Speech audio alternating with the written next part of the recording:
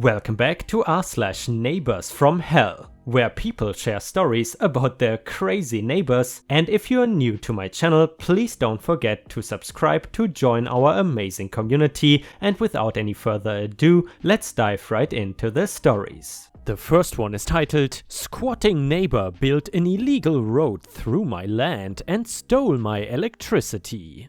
When you live in a rural area like I do, you tend to create bonds with neighbors that you have lived next to for a long time. Heck, some of this land stays in families for generations and you really know the people living near you. This was my case at least, and I don't know if it is just a Polish thing or if it is like that in other countries. So yeah, ripe stars, this story takes place in Poland. Anyway, the neighbor that lived next to me was a sweet old man that never had children and whose wife died a few years back. He unfortunately followed about a year ago, and I was devastated that I was never going to see him again. For a few months his land was abandoned and I was waiting to see who was going to buy the land and be my new neighbor. I even rode my lawnmower through his land after he died, both out of habit since I'd been helping him and to keep the lawn nice for the people that newly moved in. There is no fence on that part of the property, so I was able to just keep going while I did my own. The new neighbors moved in at long last, and I could tell right away that there was something a little off about them. I don't remember exactly when in the chain of events I pieced together they were squatters, so I will just put that fact here. They had gone onto the empty land illegally to live without having to pay rent or mortgage or anything. When I figured that out, that was when I really decided I did not like them instead of being just a little put off by them. It got worse though, because they decided to tear down the house that the old man had lived in his entire life. It was an old wooden house that is not really a kind people built anymore, since it was really old and part of his family. The fact that they tore something down without owning it is one thing, but then they built the new one very close to my property instead of where the old house stood. Even though I just said all of that stuff about them, I'm going to label this next section of the story where the problems really begin. They wanted to build a road from the main road up to where the new house was. We never really had roads, just areas of dirt that were worn down from being the spot we drove over. Since there was no fence and they did not buy the property, it was clear that they had no clue where the property lines were, and when I saw their new road, I found that almost all of it was actually on my property and not on theirs. And I mean, by their property, OP obviously means the property they are squatting in.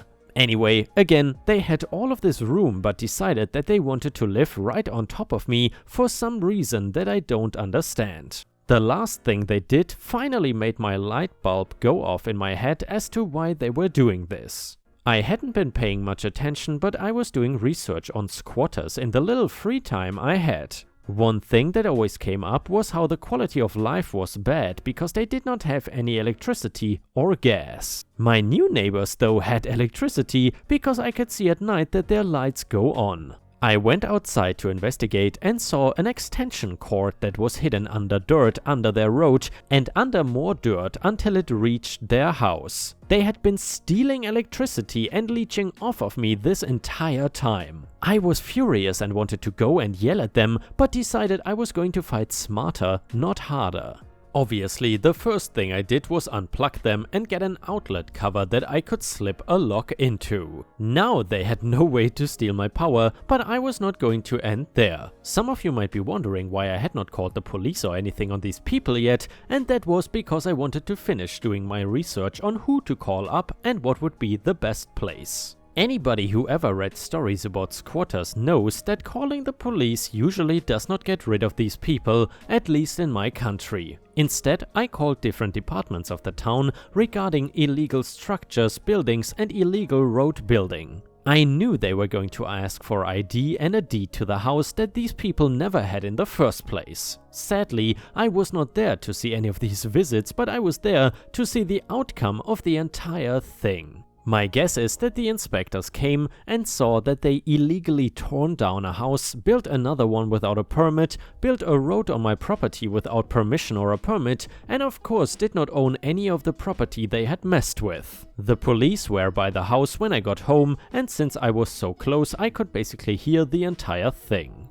They were under arrest for all the violations and they would get a court date. I had to go one of the days to talk about how the road was on my property, and I saw that they were the ones to destroy the building after the old man had died. It had cost them way more money than they had, and the town ended up needing to pay to destroy the illegal home and road. You might be thinking they got off a little bit easy, but there is something else to this story that I could not help but think was hilarious. Like most countries, you cannot just randomly live there without a visa or anything that says you are in the country for a reason. So these people came over to Poland as visitors, so they had no legal right to stay and try and live here. Hence no ability to actually buy a home and become squatters instead. This meant that they ended up having to be deported back to their country instead of just going to jail or anything. Since they have a record in this country though, they will always come up with a red flag if they try to come back for any kind of reason.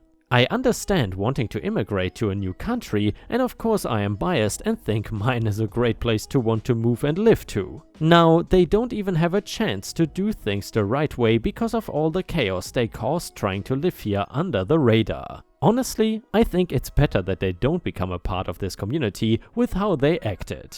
And yeah, Ripe Stars, I gotta say, usually I'm not really a fan of deporting people, but in this case, these people were entitled squatters for seemingly no reason, so they definitely don't deserve to live in that country. However, guys, I'm curious, if someone moved into your neighbor's property which is abandoned for some reason, what would you do if you saw some entitled squatters moving in? Let us know in the comments, and while you're at it, I would really appreciate it if you could post some star emojis in the comments. Thank you so much in advance.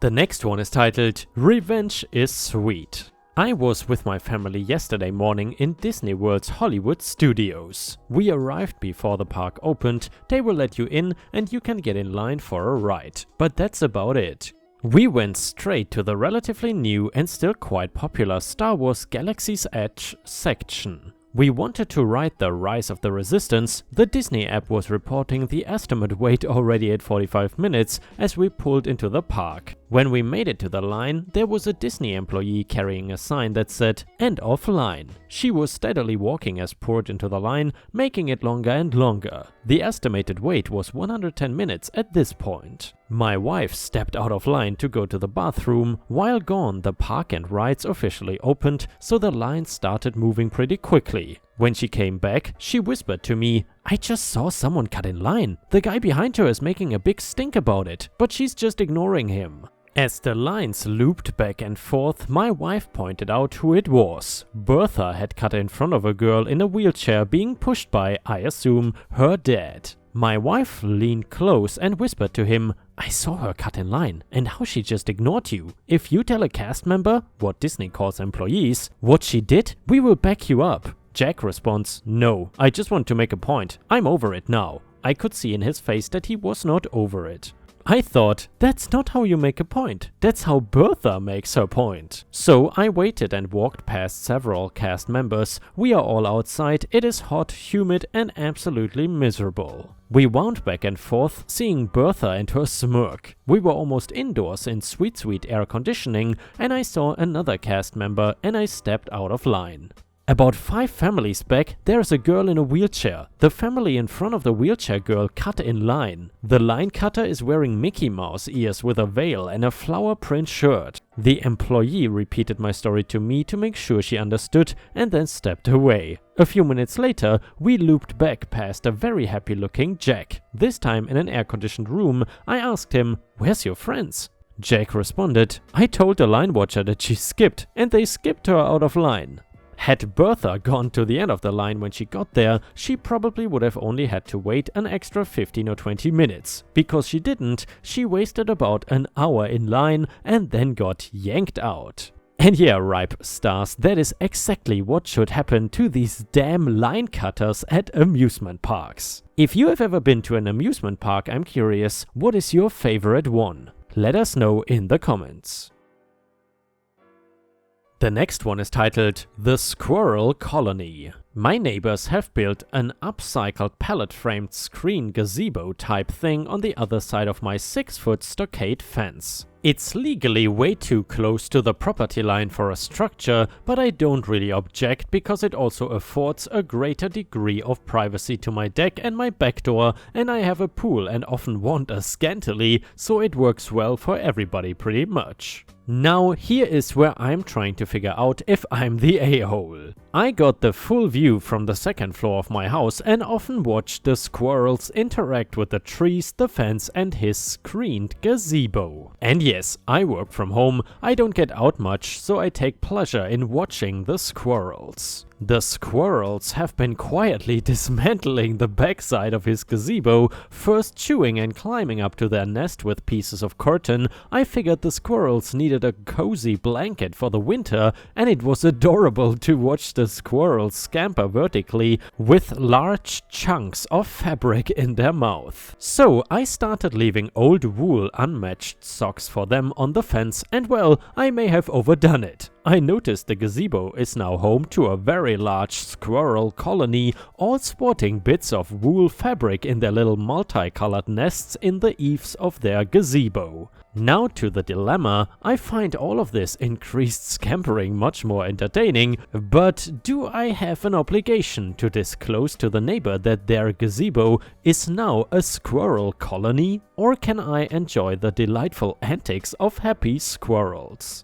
Update to the story. I found an adorable and super expensive lamb wool sweater that was accidentally, totally on purpose without regards to the consequences, laundered with towels and thus is even too small for my cat. Please don't ask how. Anyhow, it was warm before it was small, so when offered, the cohort gratefully accepted the donation. Added to the update, if you are wondering which brand, it had a delightfully embroidered symbol of a very elite white man sport that involves the usage of another mammal with 4 legs, which, despite the sweater entirely shrinking around it, somehow managed to maintain its perfect embroidery shape. So now, the squirrels, when their nest is unpacked, will appear to have had a custom knitted logo sweater of the finest fabric. And the final update to the story. After a delightful December snowfall and a closer inspection of Squirrel City's squatting grounds, the owner of said upcycled pallet gazebo appears to have winterized 3 out of 4 sides with heavy-duty plastic, which has kept the squirrels out of those sides. As his structure is directly on the property line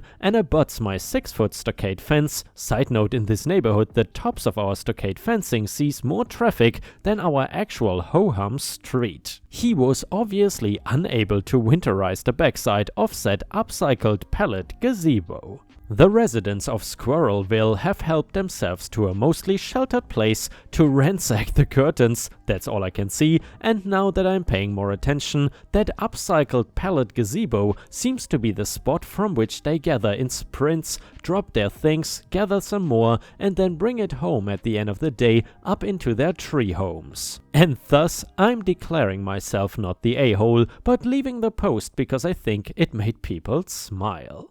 And yeah, come on guys, obviously OP is not the a-hole here, because how can someone be an a-hole if they are helping these adorable little squirrels? Anyway, let me know what you think in the comments down below. And the next one is a story from r/ripe stories posted by user pastgreen3754, and it is titled "Had the craziest sales interaction with a woman that could cover several subreddits." This story is several years old. I just remembered it because I am baby showers shopping. When I had my youngest, I bought all the normal things. One item was a baby swing that was on final sale and non-returnable. Well, my son was born premature with a few health complications, and the swing we bought just would not work for a preemie and had to purchase a different kind. And by the way guys, that's the first time I hear of the term preemie, and I guess I am also a preemie. According to my mom, I was actually several weeks early, or maybe it was even over 1 month. I don't remember exactly, I need to ask her. Anyway, it sat in our walk-in closer unopened, keep this in mind, for about 3 months after purchase. Finally, I remembered I had the swing, got it out and started an eBay auction. Now, in the auction description, I advertised it as brand new, never been used. However, because I got it at such a good price, about $60 off tag price, I did not feel right selling it closer to the regular price. So in the ad, I put the starting bid including a reserve price, minimum I would accept, and priced it at the same great sale price I got it for.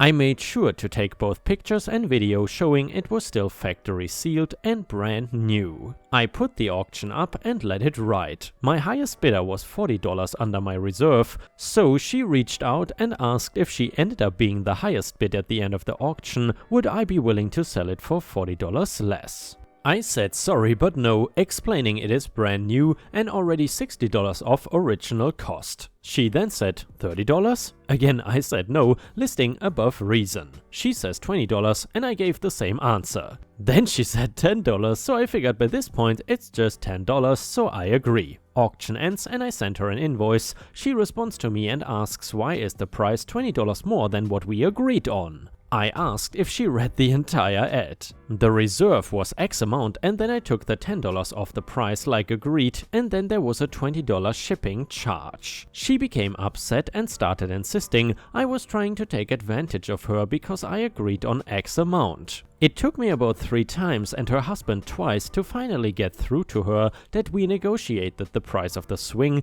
and not the cost of shipping. Well, they finally sent the correct amount and the next day the swing ships out. 4 days later, I see someone added a review to my seller page and I knew it had to be the swing. I open it to read it and imagine my shock when this woman gives me 1 star rating that the swing was dirty and there was dried formula all over it. I responded back letting her know that 1, my baby is breastfed and has never had formula. Number 2, the swing was never used and she received it in the factory sealed box. She then said it must have been dried breast milk then and demanded that I refund her because can you guess how much? Yep, $60, which would basically take away the shipping cost she did not want to pay and give her the original $40 discount she wanted. I asked her if she ever has or seen a woman breastfeed, as it is impossible to breastfeed a baby while in a swing, and I certainly did not stand in front of the swing and just squirt milk all over it, especially because it was in a sealed box. I said absolutely would not give her a partial refund, and well, she went and filed a complaint on me and request for a full refund from PayPal, stating that I falsely described the swing as brand new, but it was indeed used, dirty, with dried white stuff all over the front. PayPal reached out to me to investigate the matter, and thankfully I took all those pictures and video, so it was very easy for me to prove that it was indeed an unused factory sealed swing. PayPal denied her reversal charge request. I received a confirmation email from PayPal outlining the entire interaction and resolution and decision. Not satisfied with PayPal's decision, she decided to make a complaint to eBay. And yet again, with my photo/video accompanied with a PayPal letter, eBay cleared me of any wrongdoing. Now, one thing I did not know was this woman had a pretty large and busy seller page on eBay. She was actually doing quite good business. Fast forward a week later, I get a ranting, angry, cussing email. She blamed me because eBay froze her account for 90 days, so she threatened to sue me for all the sales she will not be able to make for the 90-day ban. I did not respond back but instead reached out to eBay because although what she attempted to do was wrong, I thought that punishment was a little harsh. Well, the eBay rep and I got to talking and she explained that it was not due to just her complaint about me. She was not able to give me the exact number, but apparently within the previous year she had done similar false complaints in the double digits. The eBay woman said, "This is between you and me, but we suspect that she does this type of thing a lot, and most people just don't want to deal with that or have no proof to back them up, so they just give in and credit her a portion." Then she relists the item on eBay for well above what the original listing was for and makes a nice profit. And well, eBay finally had enough and they suspended her seller account for 90 days with a warning that it would be a permanent account removal if she was caught doing the same practice after that 90-day ban. So I never responded back to the crazy woman, blocked her email and eBay account, and was relieved she had no other way to contact me, as I use a UPS store to ship my items from. How does it go again? Play stupid games, win stupid prizes. And yeah, Ripe Stars, I gotta say, I cannot even remember the last time I sold something on eBay, but I always remembered that selling and actually also buying on eBay is a little bit of a hassle compared to other platforms, so I don't really like eBay that much anymore. Anyway, if you enjoyed the content, I would appreciate a comment and a like, and thank you so much for watching. I hope to see you again tomorrow.